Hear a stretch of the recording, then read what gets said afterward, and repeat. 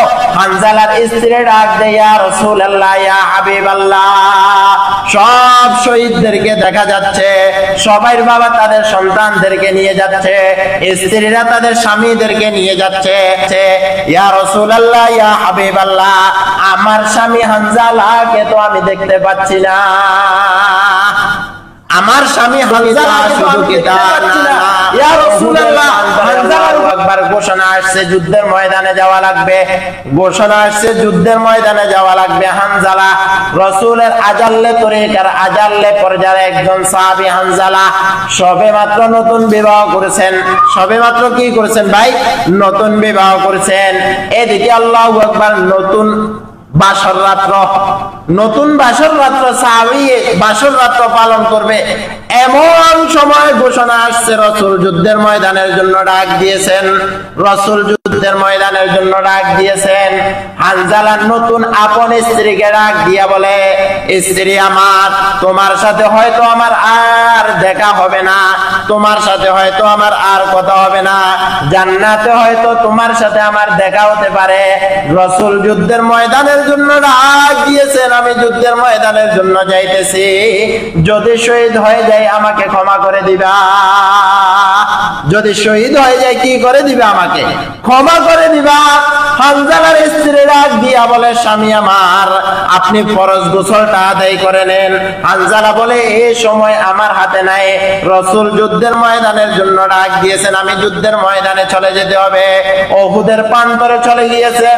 উহুদের প্রান্তরে যাওয়ার পর যুদ্ধের ময়দানে আল্লাহু আকবার, কাফেরদের বিরুদ্ধে যুদ্ধ করতেছে, কাফের বিরুদ্ধে আল্লাহু আকবার তরবারি চালাচ্ছে। যুদ্ধের শেষ পর্যায়ে যখন সাহাবায়ে কেরামের এক একটা লাশ নিয়ে আসতেছে, এক একটা লাশ রাসূলের সামনে নিয়ে আসতেছে, সবাই এক একটা আল্লাহু আকবার, এক একজনের পরিবার এক এক দিক থেকে আসতেছে, যারা শহীদ হয়েছে তাদের খোঁজ খবর নেওয়ার জন্য। হায়রে কে কে শহীদ হলো, তাদেরকে দাফন দেওয়া লাগবে, তাদেরকে দাফন দেওয়া লাগবে। সেখানে ওই যুদ্ধের ময়দানে হানজালাও শহীদ হয়ে গিয়েছে। হানজালাও যুদ্ধের ময়দানে কি হয়ে গিয়েছেন? শহীদ হয়ে গিয়েছেন।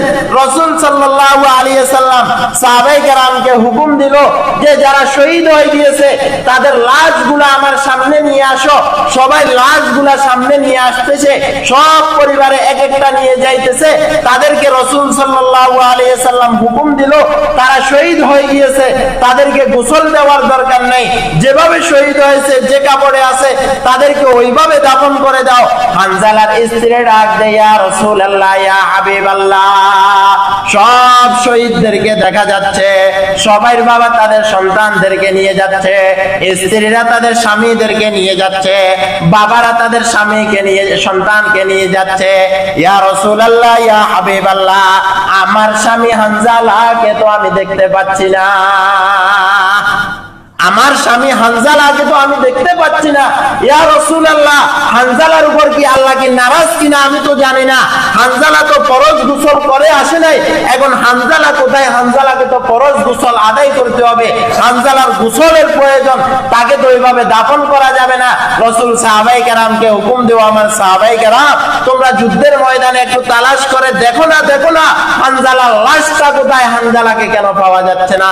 সব সাহাবায়ে কেরাম তালাশ করে, হানজালার লাশ উহুদের ময়দানে খুঁজে পাওয়া যায় না। উহুদের ময়দানে হানজালার লাশ কি পাওয়া যায় না? খুঁজে পাওয়া যায় না। সবাই পেরেশান, সাহাবায়ে কেরাম পেরেশান, স্ত্রী কান্নায় বিভোর, হায় রে আমার স্বামী কোথায় গেল। সবাই সবার লাশটা পাচ্ছে, আমি কি আমার স্বামীর লাশটাও পাবো না। এদিকে জিবরাইল আলাইহিস সালাম রাসূলের সামনে আসি বলে, ইয়া রাসূলুল্লাহ, ইয়া হাবিবাল্লাহ, পেরেশানের প্রয়োজন নাই, হানজালা শহীদ হওয়া মাত্রই জান্নাত থেকে ফেরেশতারা আসে তাকে আসমানে নিয়ে গিয়েছেন। সুবহানাল্লাহ, তাকে দুনিয়ার এই পানি দিয়ে গোসল দেওয়া হবে না, তাকে এই দুনিয়ার পানি দিয়ে গোসল দেওয়া হবে না, তাকে জান্নাতের পানি দিয়ে সুন্দরভাবে গোসল দেওয়া হবে। সুবহানাল্লাহ, সুবহানাল্লাহ। রাসূল সাল্লাল্লাহু আলাইহি ওয়াসাল্লাম সাহাবায়ে কেরামের মাঝে চিৎকার দিয়ে বলে, আমার সাহাবায়ে কেরাম তোমরা হানজালাকে তালাশ করতে হবে না, হানজালা আল্লাহ তাআলার আপন দায়িত্বে আল্লাহ তাআলা নিয়ে গিয়েছেন, সেখানে গোসলের ব্যবস্থা হচ্ছে। এদিকে একজন সাহাবায়ে কেরাম বলে, ইয়া রাসূলুল্লাহ, ইয়া হাবিবাল্লাহ, এই যে হানজালা আমাদের সামনে চলে আসছে, আর সাহাবায়ে কেরাম বলতেছে, ইয়া রাসূলুল্লাহ, ইয়া হাবিবাল্লাহ, হানজালার দাড়ির দিকে আমরা তাকাই, হানজালার চুলের মুবারকের দিকে আমরা তাকাই, দেখতে পাই হানজালার দাড়ি থেকে, চুল থেকে এমন সুগন্ধময় পানি বাহির হচ্ছে যেগুলো আমরা আর অতীতে দেখি নাই। সুবহানাল্লাহ, সুবহানাল্লাহ। ভাই ও বন্ধু মেরে মুহতারাম, সাহাবায়ে কেরামের মুহাব্বতটা ছিল কেমন? হানজালা রাদিয়াল্লাহু তাআলা আনহু রাসূলের মুহাব্বতের এমন দাবিদার ছিল যে রাসূল যুদ্ধের ময়দানে ডাক দিয়েছেন, গোসল করার সেই সময়টাও তার নাই, যুদ্ধের ময়দানে চলে গিয়েছেন, শহীদ হয়ে গিয়েছেন, আল্লাহর মেহমান হয়ে গিয়েছেন। এই